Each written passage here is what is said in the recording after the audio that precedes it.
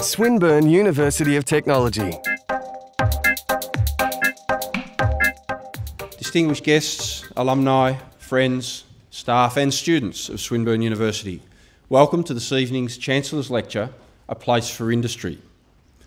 I would like to commence by respectfully acknowledging the traditional owners, the people of the Kulin Nation, as the custodians of this land.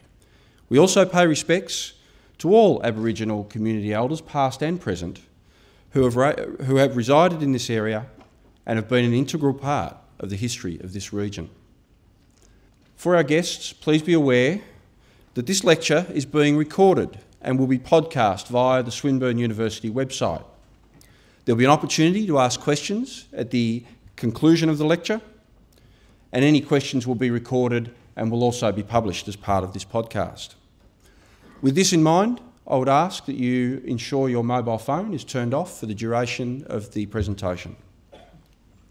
And it's now my privilege to introduce to you our Chancellor, Mr. Bill Scales, AO.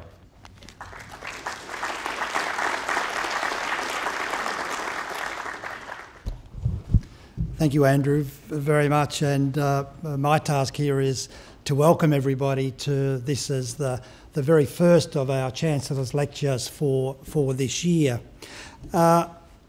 This is actually a very important event, as many of you would know who have been to the Chancellor's lectures before, because it continues, I think, the tradition of providing the opportunity for the people who engage with Swinburne to hear some of Australia's brightest and best in their own particular field. And some of you will remember, of course, that we've had some outstanding speakers talk to us in our Chancellor Lecture series. People like Sir Rod Eddington, people like Dr. Ziggy Switkowski. We've had Gary Banks, who was then head of the Productivity Commission. We had our own Professor Ken Churn, of course, who spoke to us about issues to do with the Asian century and what that might mean for all of us in various ways. And Innes, of course, will bring to us tonight another dimension, about another very important issue. And we felt it was important to bring to our community a debate, a discussion about the broad issue of industry development and the industry future. It is an appropriate time for this debate. And I think in many ways the Prime Minister has done us a great favour by having the longest of all election campaigns, because it hasn't enabled us to have this debate around a number of issues, important debates that affect our nation. And of course this particular debate that we'll be involved in tonight is particularly important for Swinburne, because many of you would know, of course, that we have a new building going up just up the road, and that will be our Centre for Advanced Manufacturing and Design, and hence, if you like, our contribution to the ongoing future of manufacturing as part of the whole industry debate. So tonight is an important function and event because it continues with this tradition of Swinburne wanting to make sure that it's at the centre of many of the important debates that are going on around us. It's also an important event for us because it does give us an opportunity to say thanks, and Andrew alluded to it a little earlier. It does give us an opportunity to say thanks to our alumni. It gives us an opportunity to say thanks to our donors. And it's important that we do so because there is so much of what goes on in the university that would not be possible without you. I mean, some of the research that we're doing, we get funded partly by governments, but there's so much of our discretionary research that can only come about as a result of what our donors provide to us. And some of the work that's going on inside the university is quite profound and has the opportunity to make a significant difference, not only to Australia, but to the broader community in not only the Asian region, but the world at large. And so the ability to be able to draw on our donors in many ways and help them to help us to be able to do that is really very important to us, and this gives us an opportunity to say thank you to you. It also gives us an opportunity to display really sort of the 21st century Swinburne University. We are, I think arguably, and most people would say we're arguably one of the most successful of the so-called Dawkins universities. I think there's no doubt about that, and people will recognise that. And in many ways, while we recognise that, it's not exactly clear to me that the rest of the world recognises that in Swinburne. And so this gives us an opportunity to be able to show that what you see in this particular university is a university that values the sort of research that you see going on in many of the rooms just behind us here. It gives you an opportunity to be able to hear and see some of our outstanding leaders and to be able to make the judgments for yourself about the way in which this university is making a significant contribution not only to teaching and learning and scholarship, but also to Australia's research capability. So a night like tonight gives us that opportunity to showcase that and to give you a sense of what that might look like for Swinburne University.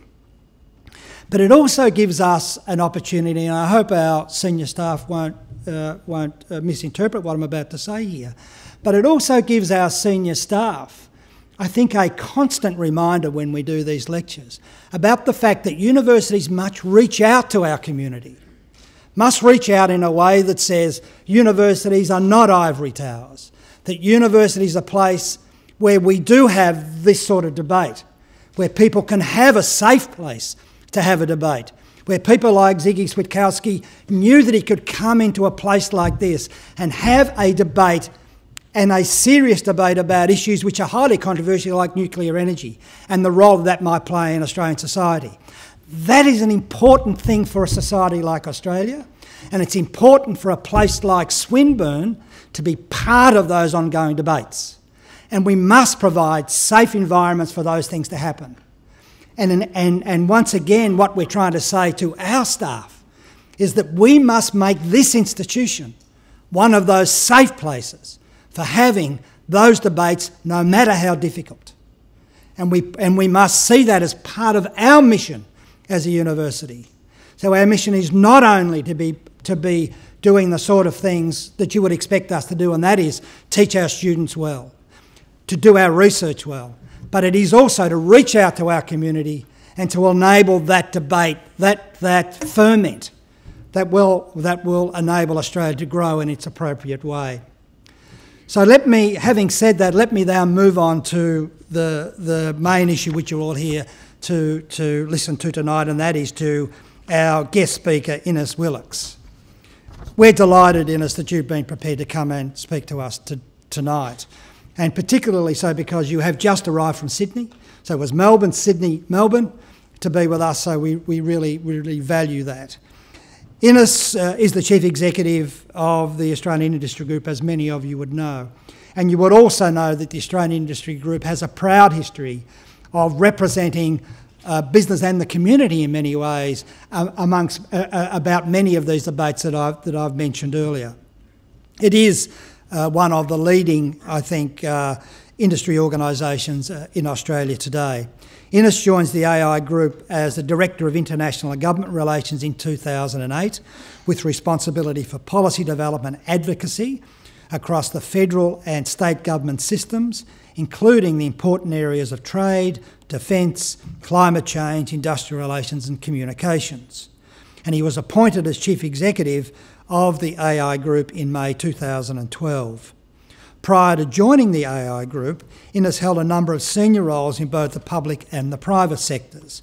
He served as the Australian Consul General in Los Angeles for a couple of years, where he represented wide-ranging Australian interests on the west coast of the United States.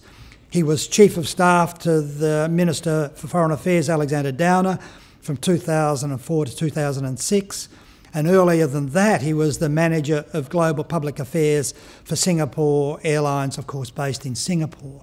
Arguably, I might say, one of the very best airlines in the world, I think, and most people would recognise it as such. Innes began his working career as a journalist. His positions as a journalist included Chief of Staff at The Age newspaper in Melbourne and Chief Political Correspondent for The Age in the Canberra Parliamentary Press Gallery. Innes, please address us. Thank you.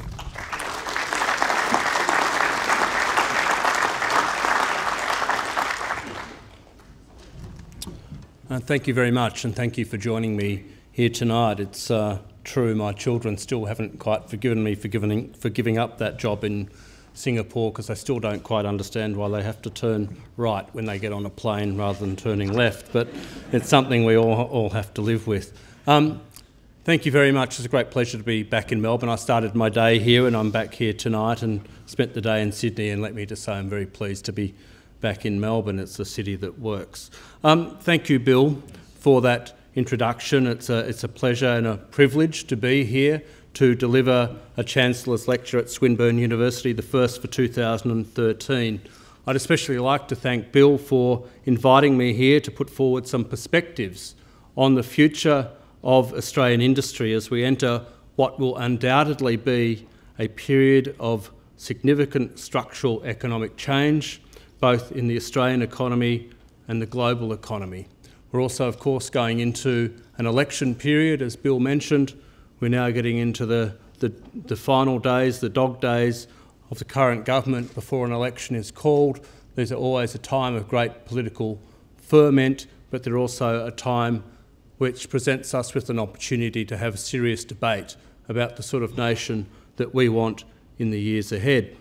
I was especially pleased to be asked to attend here tonight by Bill, because I regard Bill as perhaps one of the prototypes of service to both government and industry in Australia, with his background in significant policy and practical leadership, both at a federal and a state level, and both at a government and an industry level as well.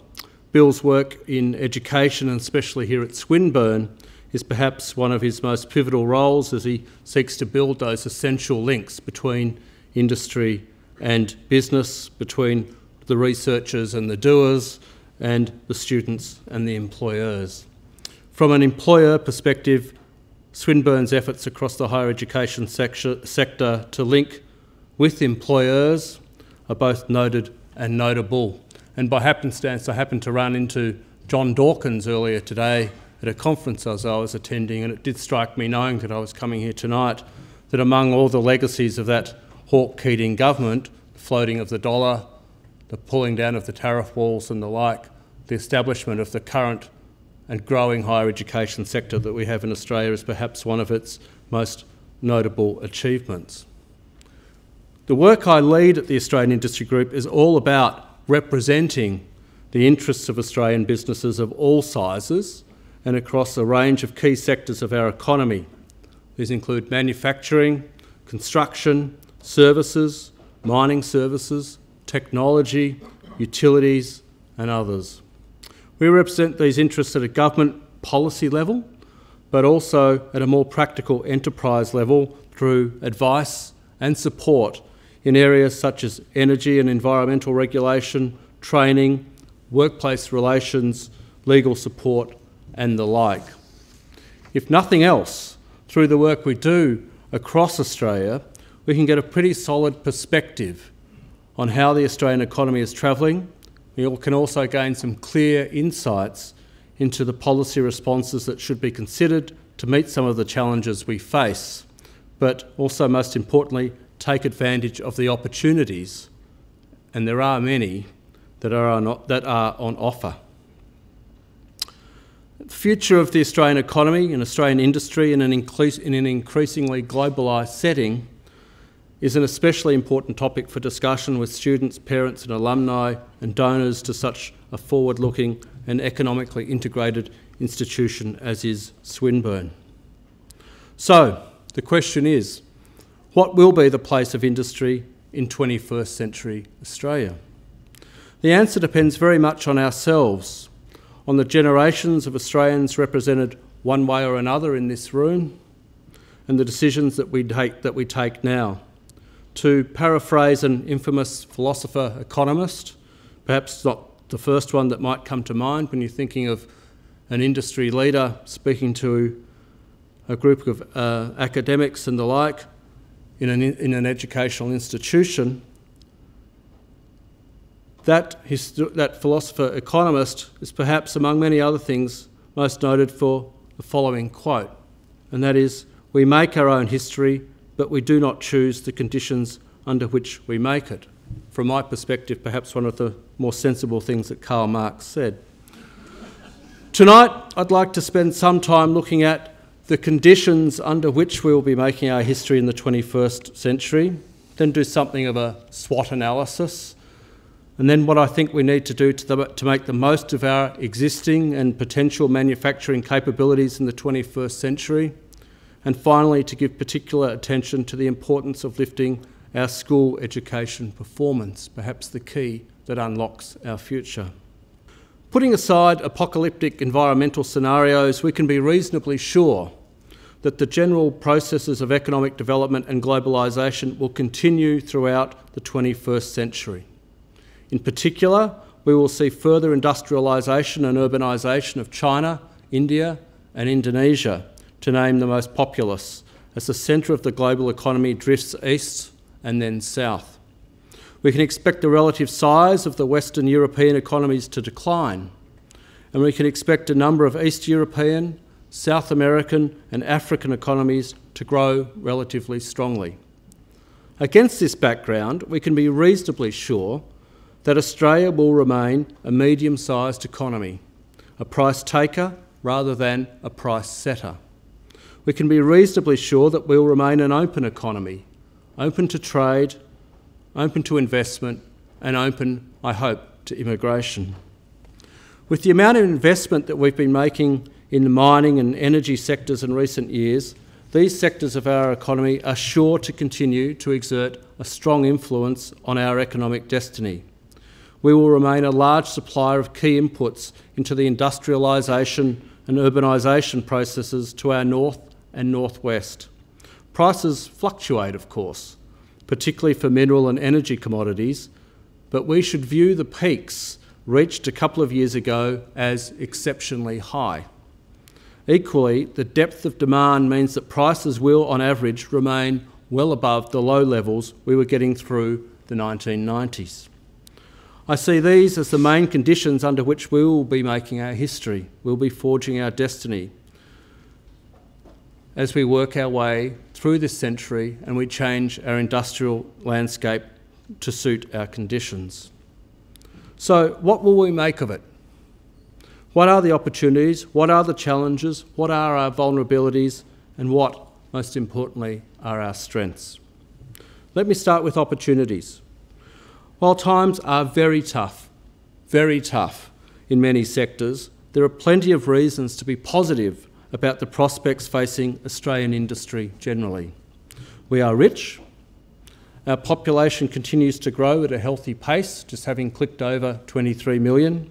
We are relatively well educated and we are adaptable and innovative. We have very strong capabilities in science and research. We have enviable endowments which we have developed into very competitive mining, energy and rural industries. We are close to Asia, which is, and for the most part of this century, will remain the growth engine of the global economy. We have close links into the region, and because of our immigration program, our resident population includes many who have the familiarity and the language skills that will help to develop even closer links. These are reasons to be positive, but they are not reasons to be complacent. There is a world of difference between being close to opportunities and making the most of them. Perhaps I can best summarise our challenges, particularly the challenges facing Australian manufacturing, by saying we have become a high-cost economy, a very high-cost economy. I'd like to look at three areas. Firstly, the dollar. The sustained strength of the Australian dollar is the major single factor and is one of the biggest problems that exporting and import competing industries currently face. Notwithstanding recent falls over the past couple of weeks, the exchange rate does not look like returning to anywhere near its post-float average. Against the US dollar, it is currently 33% above the post-float average. Against the trade-weighted average, it is currently 25% above the post-float average. Forecasting exchange rates is a mug's game. But with the mining and energy sectors exporting in large quantities and with strong demand from the developing economies likely to keep prices healthy, it looks very likely that for many years to come, the exchange rate will remain well above its 1983 post-average. Our position as a high-cost country is not only due to the dollar. Another factor to consider is our energy costs. Since 2000, gas prices paid by manufacturers have risen by 73%, which works out at about 1.8 times faster than CPI. Electricity prices paid by manufacturers have risen by 107%, which is 2.6 times faster than CPI. This is doubly important for many of our traditional manufacturing sectors. While our manufacturing industries are incredibly diverse, a larger than average proportion of Australian manufacturing has been in upstream areas. These include metals and metals processing, for example, iron and steel, alumina and aluminium, lead, zinc and nickel. Upstream food processing in areas such as dairy, meat, sugar and malt, for example. Chemicals manufacturing, including, for instance, oil refining, fertiliser and explosives. Building material, ranging from cement, bricks, tiles, glass, to a very wide range of fabricated building products. And in the paper and products sector, downstream of the forestry industry. A feature of these upstream industries, of these upstream areas, is that they are relatively energy intensive. The importance of these sectors in the Australian manufacturing story has been due to, in part, the strength of our resource endowments in minerals, in agriculture, and of course, in energy resources themselves. That is not all, of course, and we've developed very strong capabilities in these areas over the years on the back of sustained capital investment, a strong research and development effort, and investments in managerial and workforce skills. High energy costs have inevitably had a disproportionate impact on these manufacturing sectors, and over the past decade or so of rapidly rising energy prices, we have largely eroded an important source of the competitive advantage enjoyed by those industries. The final cost challenge is that we have seen our real unit labour costs drift further above those of our competitors. Of course, real unit labour costs are not just about real wages, they're also about productivity. Countries that have low unit labour costs are not necessarily those with low wage levels and low incomes. They can equally be countries that have high productivity. So countries like Germany and Japan and Sweden and the US, for example, are hardly low-wage countries, but the strength of their productivity performance means that they can have low unit labour costs. The drift upwards in Australian unit labour costs has happened in part because of our poor productivity record, and over a period of more than a decade, and in part because our labour market has been relatively healthy, in large part due to the boom in mining-related engineering and construction activity. So, the fact is that real wages have kept rising.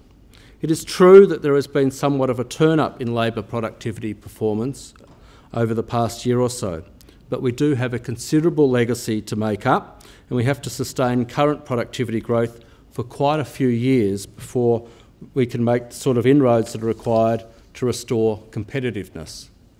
And of course, lifting productivity will impact favourably on our real unit labour costs only if wages do not rise at a pace that offsets the productivity gains. And catching up in terms of comparative real unit labour costs will take even longer. In most other countries, businesses have been forced into a severe adjustment of their cost bases over the past few years. Just look at what has happened post the onset of the global financial crisis in the US and across Europe in particular. And this is our central challenge. How do we deliver sustained increases in productivity so that we can claw back our competitive position? Of course we all want to return to competitiveness without the cuts in real wages. Of course we do. We don't want to see in Australia what has occurred in many countries overseas over the past few years.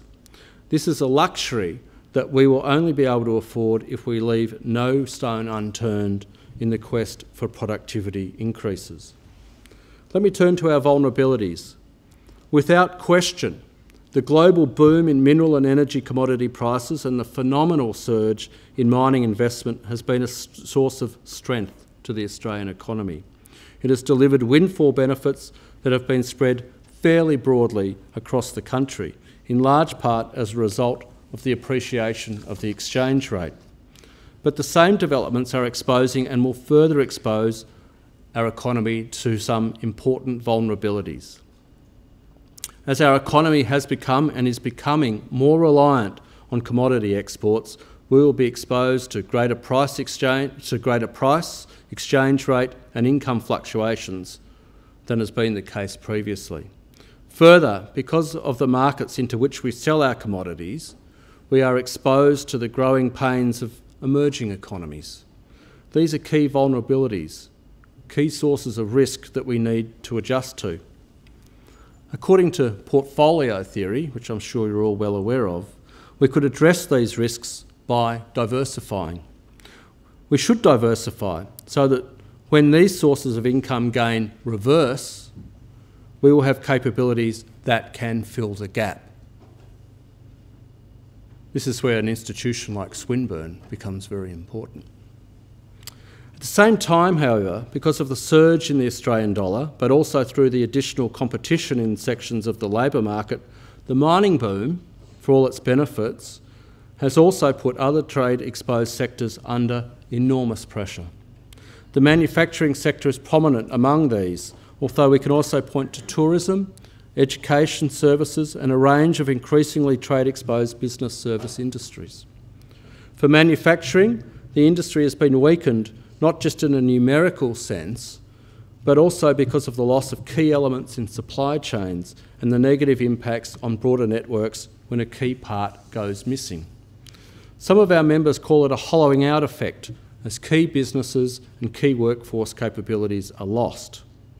Without any question, part of this reflects the process of creative destruction, popularised by Schumpeter, whereby competitive forces cull out relatively inefficient producers to make way for the more competitive ones that can make better use of the limited resources. While it is crudely Darwinian, this process of creative destruction is in many ways the lifeblood of the process of economic development in market economies. But what we are looking at here goes further than this. When the source of lost competitiveness is the exchange rate appreciation caused by a temporary surge in export prices, an additional set of considerations arise. In particular, considerations arise about the economy-wide costs involved in dismantling industrial capabilities that are temporarily disadvantaged. Unfortunately, industrial capabilities cannot be turned on and off at the tap, and their re-establishment when the dollar returns to earth cannot be assured and is certainly not costless. Yet the process itself inhibits the diversification and undermines the capabilities that are required to build the economy-wide resilience needed to mitigate the vulnerabilities we face. We need to get on top of these dynamics if we are to secure the best advantage for ourselves in the global economy of the 21st century.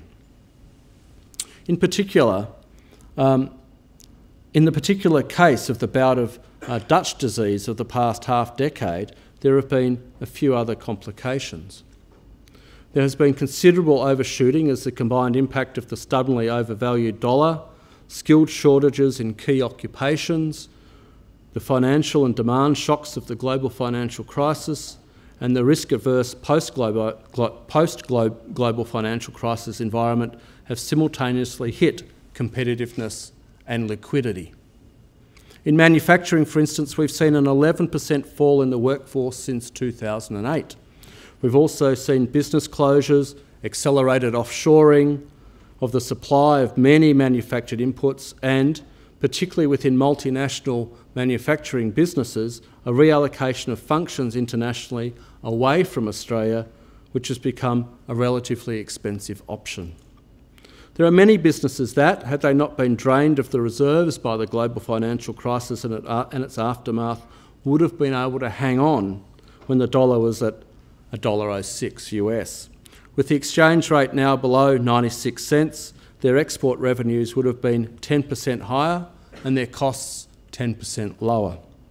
In addition to the general question about how to address the inherent risks in our new economic structure, there is an additional question of what we should do to address the intense pressures that are apparent right now. In responding to these questions, it's critical that we build on areas of strength, and as I mentioned, there are many. We could talk about strengths across our economy, and I've mentioned a number of fundamental strengths already, but here I want to concentrate on the strengths that we have in manufacturing capabilities.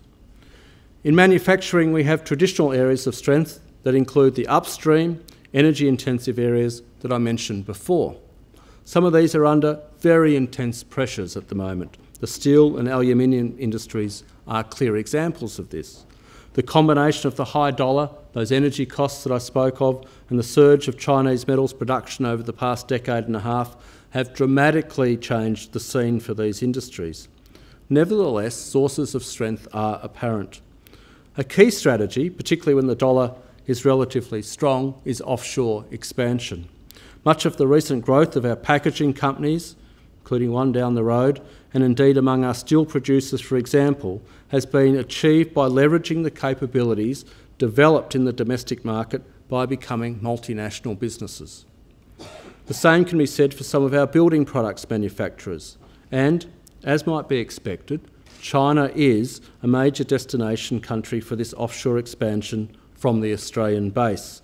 But it's not the only one, and the US also figures prominently in this regard. In these industries, as in others, there are also considerable strengths that come from the technical and scientific expertise within these companies and a result of their links with our publicly funded research sector.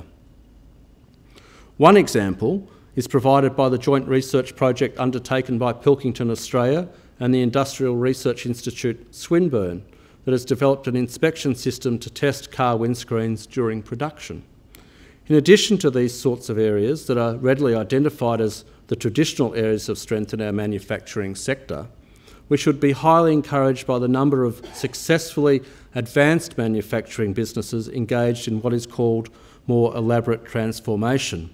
I'm thinking of businesses in areas such as scientific measurement and control equipment, medical equipment and devices, cosmetics and health products, pharmaceuticals, downstream food processing, transport equipment, mining equipment and advanced materials.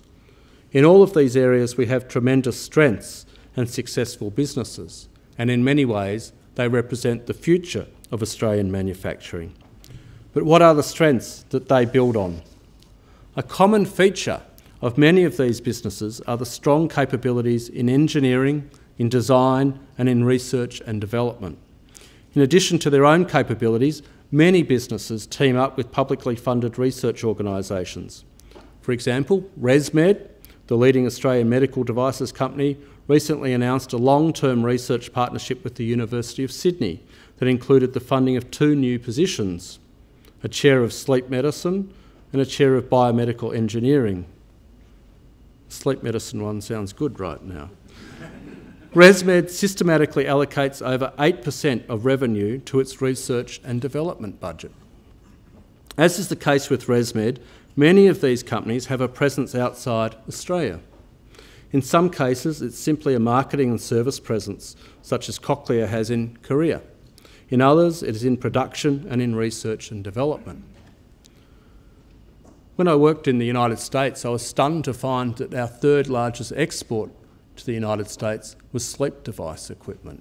It had never occurred to me. In some cases, and this appears to have become more of a trend in recent years, the research and development and the design capabilities are located in Australia, while much of the making things is taken offshore to be closer to markets where costs are lower.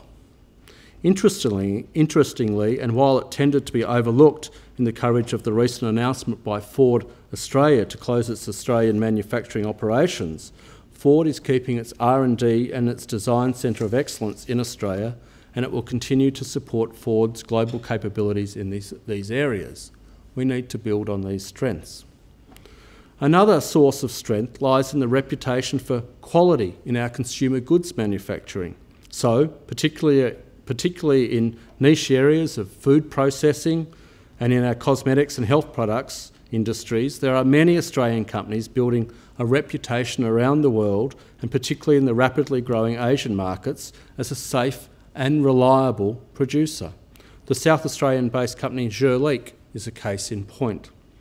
Another source of strength has come to the fore in recent times, and that's our mining equipment sector.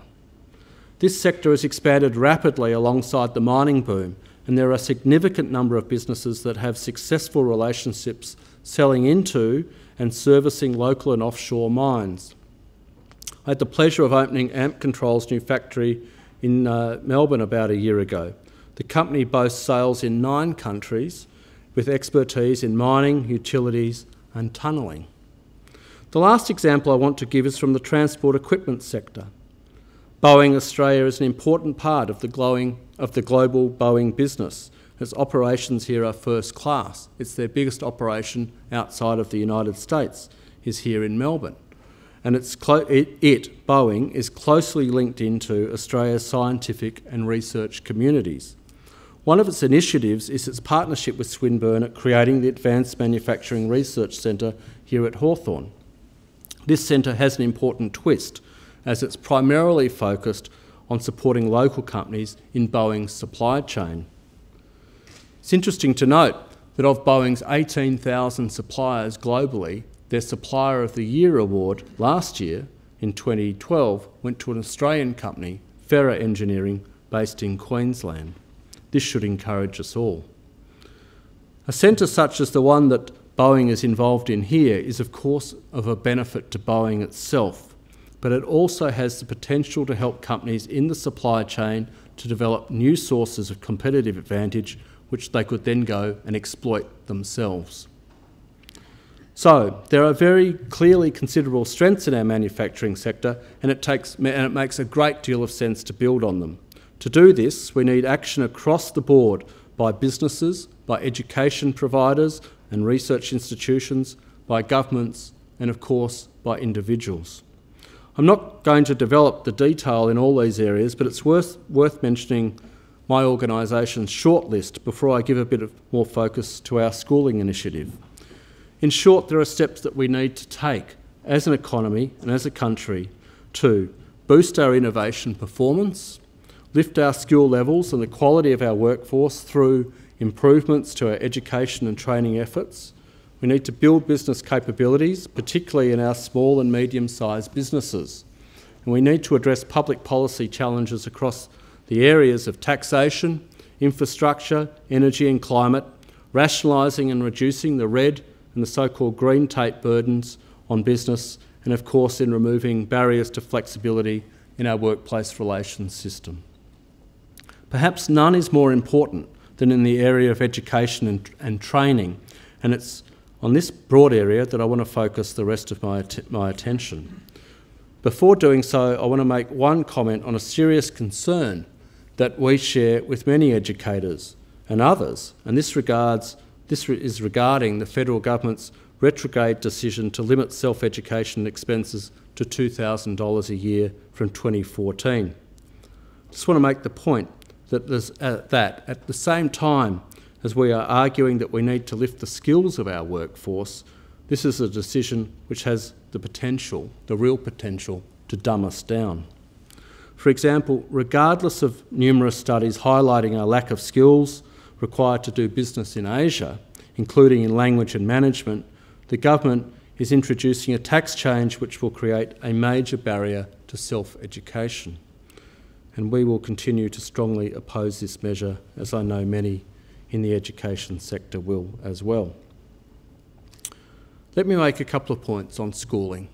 Before you get to university or TAFE, you have to go to school.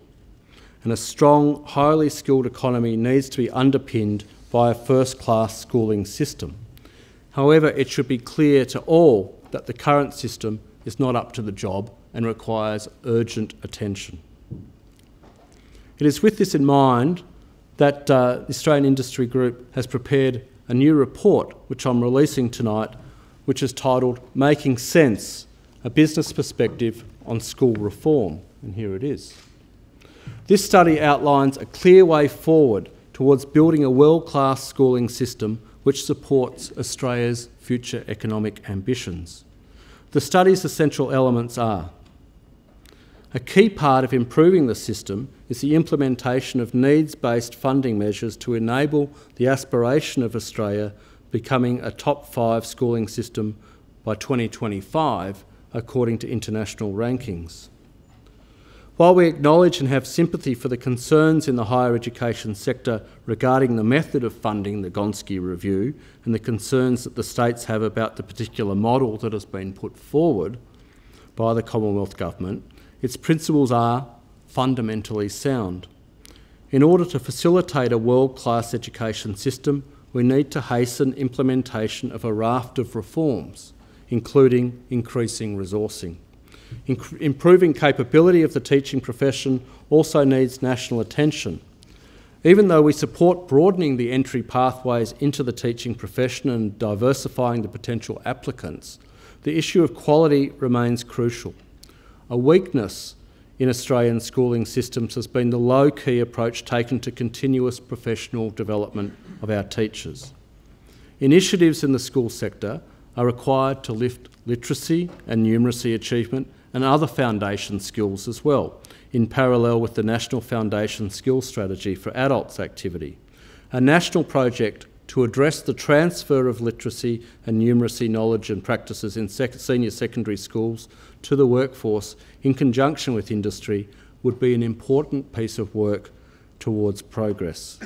The rule of thumb is that a country able to attain literacy scores 1% higher than the international average will achieve levels of labour productivity and GDP per capita that are 2.5% and 1.55% higher respectively than those of other countries. Just think about the success we can gain through a more literate population. Business concern also extends to our continued languishing performance in science, maths, engineering and technology.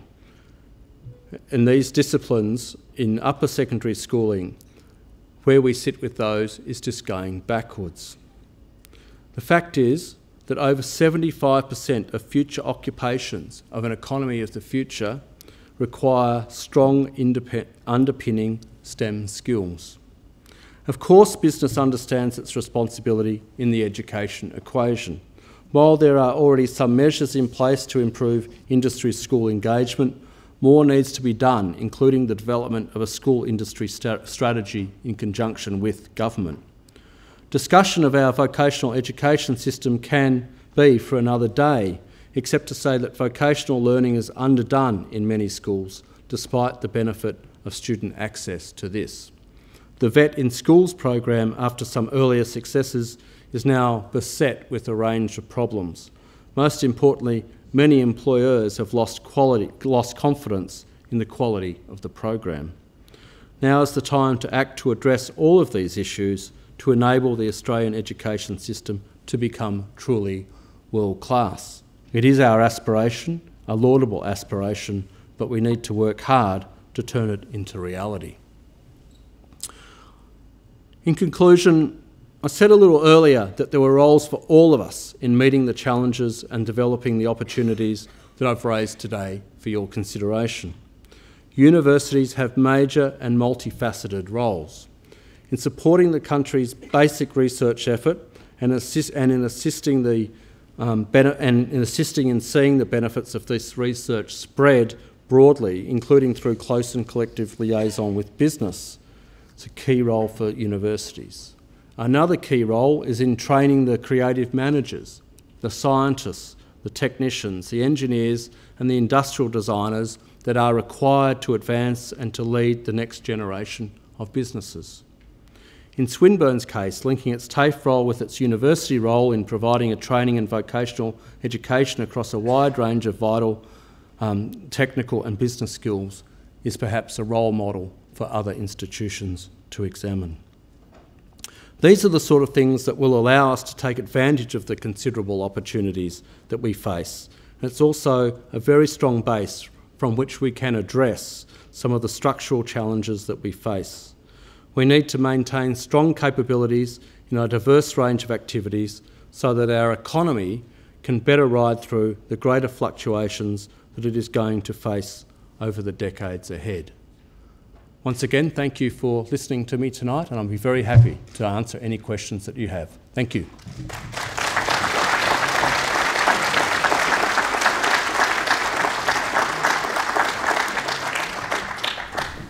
Kevin Kelly, I just wondered what opportunities you saw with the $1.6 trillion we have in superannuation, particularly as that's going to increase significantly, maybe not quite as quickly if Mr Abbott gets in, but still a great growing opportunity. Thanks, Kevin. One of my other jobs is that I'm the trustee, co-trustee with Dave Oliver of the ACTU of Australian Super. Not many people know that, but I'm looking after your superannuation fund, some of you. That should scare the hell out of you. Superannuation is one of our great strengths, and it's also one of our great weaknesses, let me be honest with you. Superannuation is designed to get the maximum rate of return for investors, let us call them that. So in many cases, the history has been of superannuation funds playing it relatively safe with their investments. That has led to perhaps a backlog or a non-spend in key areas such as infrastructure and the like. We have a very insignificant venture capital pool in Australia, in part because of superannuation. At the same time, it's given us significant strengths. It's given people retirement incomes. It equates to about 60% of the turnover in the Australian Stock Exchange is held by superannuation funds. Part of our growth is we're a $62 billion fund at the moment. Our projection is that we'll be a $100 billion fund within 4 years, maybe less. I was found out yesterday that we're in the top 10 taxpayers to the Australian Tax Office, so we do contribute. But superannuation is an area which is going to continue to grow. As you know, the increase is going from 9 to 12%. We need to find more creative ways to allocate that funding for a national benefit. Almost, I would suggest maybe look at an idea like superannuation funds putting into investing in sort of Aussie bonds, those sort of things. I think there's a lot of options there. It's a huge pool of money. It's a massive pool of money that we have tied up in superannuation. Not quite as big as the Canadian pension scheme, but it is still a significant amount of money. The other area that we're probably going to have to look at is investing offshore as well in superannuation, particularly into Asia, to diversify risk, but also to try and get some capital outflow going in Australia. These are all issues that we have to address. But the area that I'd look at through superannuation is how can we drive superannuation to get more involved in seed funding and capital, in venture capital funding. Venture capital has had a rate of return in Australia over the past decade of negative 12%. So when the federal government announced in the budget a pool of $350 million for venture capital as a venture capital pool, we thought that was good. It's a good start. But then again, I'm reminded of the time when I was in LA. I was sitting at a cafe, I've told this story before, talking to a guy who walked down the street in a pair of shorts and a t-shirt, who I was told had some investments in Australia, and it turned out he did.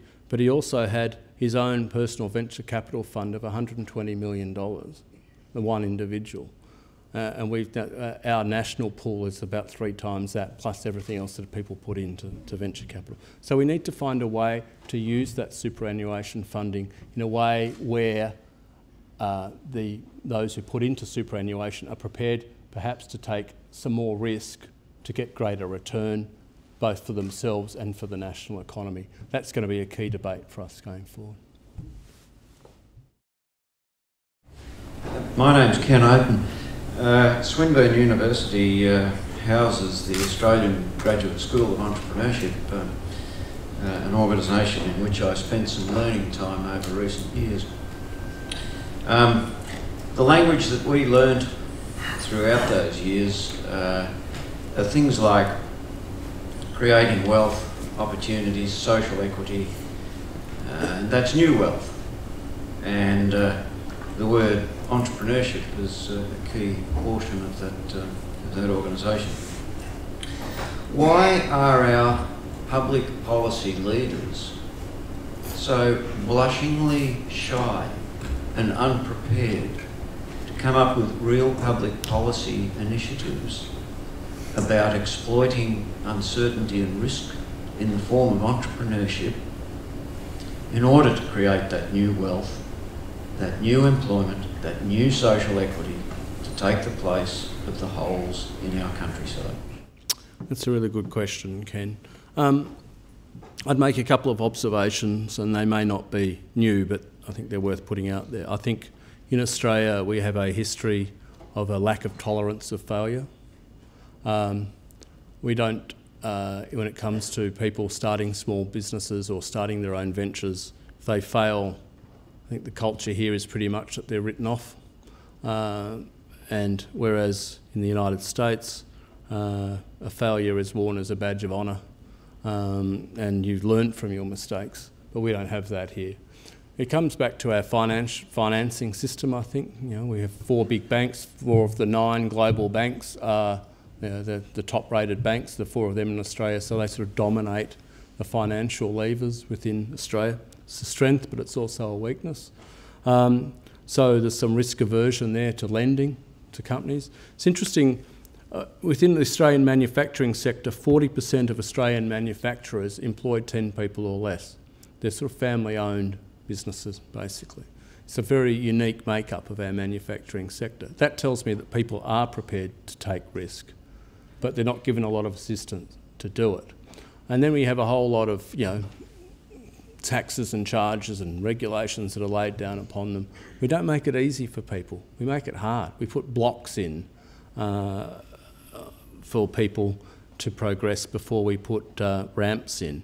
And I think that's sort of, it's a cultural mindset that we have. It's a deeply frustrating mindset. Maybe it's the tall poppy syndrome at work that sort of filters its way down into our policy-making system. But we certainly do not have a culture or a history of encouraging entrepreneurship at all. We do have some great entrepreneurs, but they've got there largely, you know, without help, basically off the dent of their own luck, work or dumb luck. But you know, we don't make it a central value as part of our political discourse. You never hear, now that I come to think of it, I don't think I've heard a political leader for the past, well, maybe through 2007, the former government did, but I haven't heard a political leader for some time use the word entrepreneurship in a conversation or in a speech. It's not something that we encourage, and it's something that we should encourage. Thank you.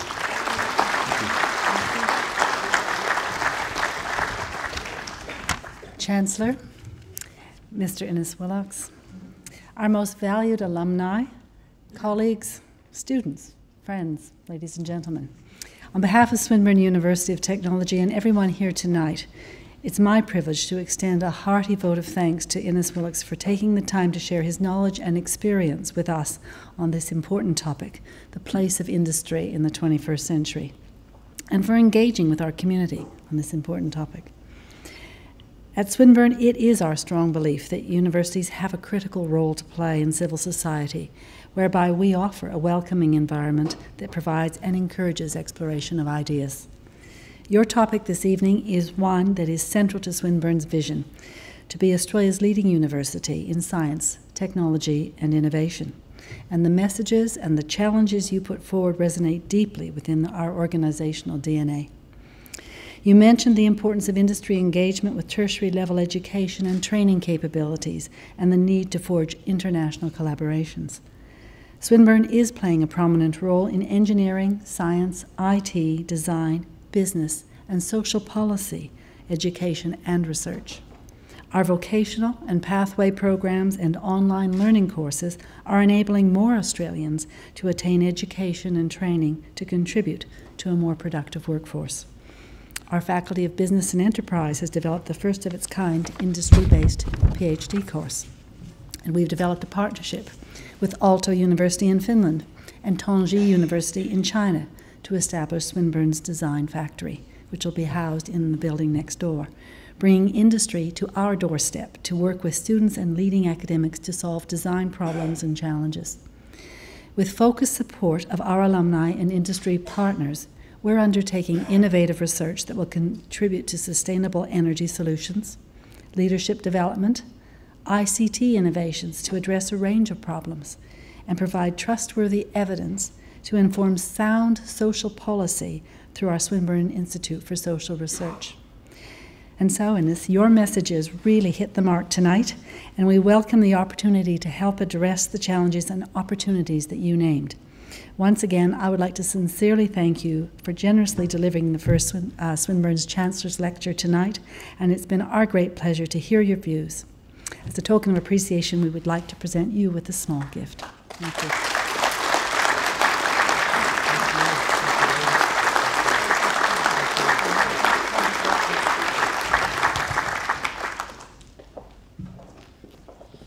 Ladies and gentlemen, just before you go, can I ask you to pencil in, I think, Andrew, was it September 25? September 25 for our next Chancellor's Lecture. We'll have Justice Ian Ross from the Fair Work Commission. We spoke to Justice Ross about whether we would ask him to come now or after the election. His preference was to come after the election. So I think it would be wise to pencil that in, because I suspect there will be a number of people wanting to take your spots. So please pencil it in, and we look forward to seeing you on September 25. Thank you very much.